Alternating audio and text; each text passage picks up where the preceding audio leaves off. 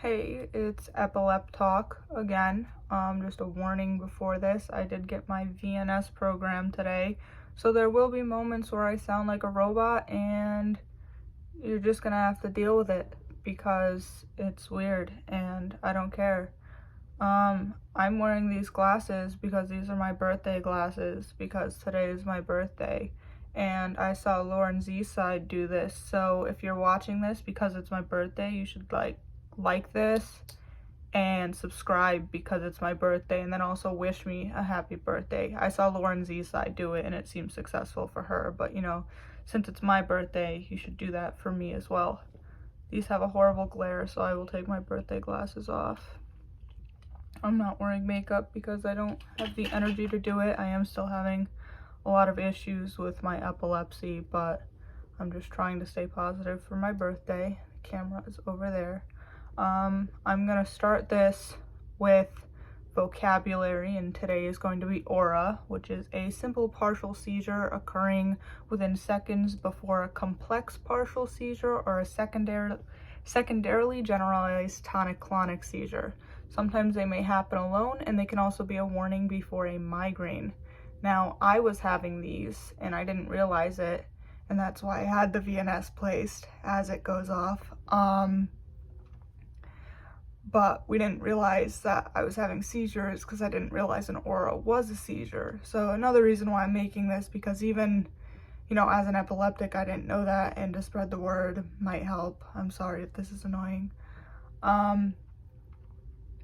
But that's why I chose to put this one, because that actually is a type of seizure, and I was having them and not knowing, because you do remain conscious, and it just makes you act like a loopy meanie. So, or at least with me it did. That's not how everyone reacts. But this video I'm going to make on, I think I'm going to call it like finding your support person, just because I do know the struggles of that and how hard it can be. I'm clicking a pen, so I should move that.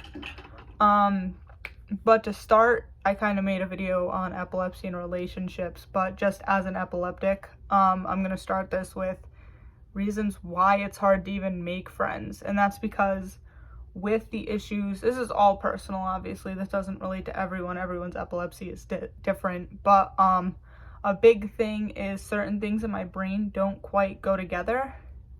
And so it's very hard for me to understand boundaries and where to draw the line, because I will start talking to a complete stranger and start talking about random stuff, and they, if they could, would probably run away yelling and saying that I'm crazy because I don't know when to stop. It's very hard for me to find those boundaries because I just want to be everyone's friend, and typically they don't want to be mine because epilepsy really does shove people away. I mentioned I don't shut up. I have a list like right next to my camera because I wouldn't be able to remember all this. Another really bad thing is social cues. If someone clears their throat or looks at me or something, I'll be like, do you need water? Is something wrong? I won't know that that like they're trying to tell me something. I'm very horrible at reading social cues. Like when someone is disinterested, I will keep talking. That's why I'll put a little star next to that so I remember to get back to that when I actually get into the purpose of this video. But oops, I moved my camera. But it's very hard to understand that. So if you want me to stop doing something, you directly have to tell me, like, shut up, stop doing that. I can't take this right now. Another thing is I have a very horrible sense of dark humor. And if you're talking to the wrong person, you don't sense those boundaries, you say the wrong thing, they will hate you. I've such a horrible sense of humor. So it's on top of all of that, you have to find a person. Getting into the actual point of this is finding a person who will support your epilepsy and who you are as a person. And that takes a lot. You have to find a friend who's willing to be your friend, and then you have to build a bond with them. And in order for someone to really help with your epilepsy, you have to make sure they make you feel safe, because epilepsy comes with such an overwhelming sense of fear. Constantly, even when you're not having a seizure, you always have that fear of like, it's back on. You always have that fear of, what if something happens at any given moment, anything at any point, you can have a seizure. I went a year and a half without having any. And then I just started having tons and tons out of nowhere. And that fear is always there and it never goes away. And you have to find someone who's willing to deal with that, and someone who respects that about you and that they're there for you. And, I've been lucky enough to find one person like that. And that's all I've ever found, because people will run for the hills the second they find out that you have epilepsy, because it is so misunderstood. And with epilepsy comes a lot of short and long-term side effects. You have to deal with someone telling you the same story over and over because they forgot they told you. Or you have to deal with someone forgetting the story that you told them and you having to tell them again. And, doing something with someone and them not quite remembering it the way you do. And then along with that comes, depending on where in your brain you have epilepsy, their mood can be completely different. I have very bad mood swings, and I will have complete breakdowns over the smallest things, and certain things that should be important don't seem important, and certain irrelevant things rack my mind for days and weeks on end, even though they don't matter. And it's hard to find someone who actually understands that and has your back in that, because you never really know what's going to happen, and they have to be willing to deal with that. And another thing that I have is someone who not only doesn't mind that, but they support that, they understand that, they're willing to explain that to other people for you. Really what you need is someone who views you as a normal person. They realize you have this illness, but they don't view you differently because of it. A big issue with epilepsy is being viewed differently because of this illness that you can't control.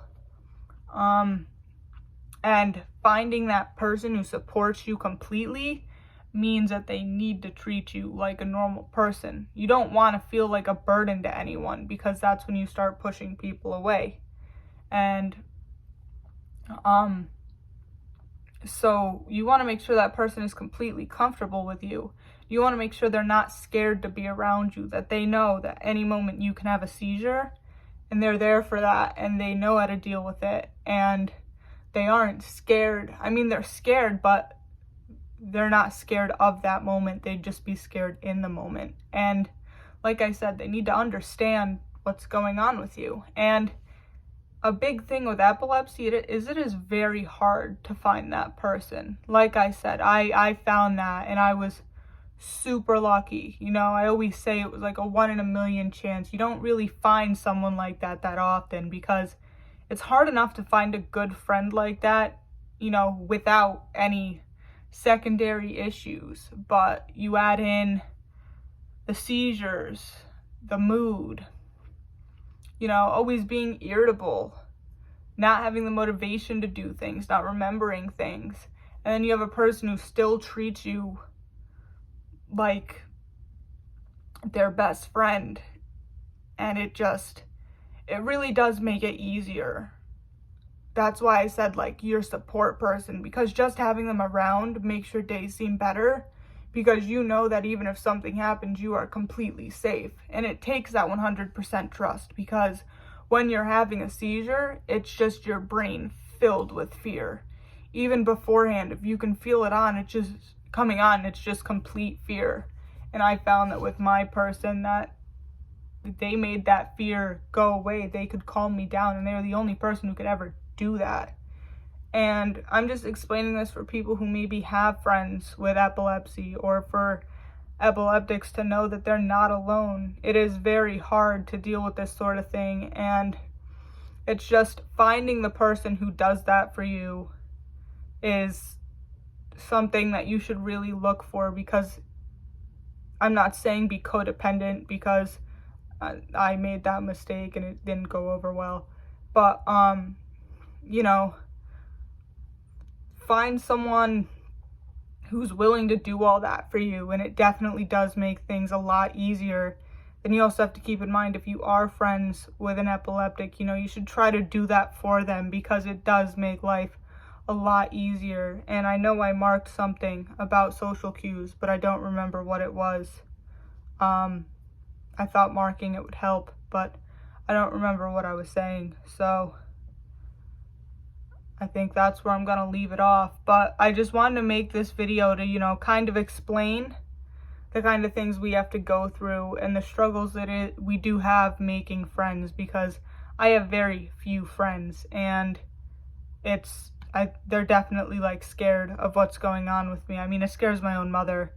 And just to give an idea, like, I am terrified when I'm going into this kind of thing, having anyone around me. I just shut everyone out, because unless you have that 100% trust, it's just gonna make it worse.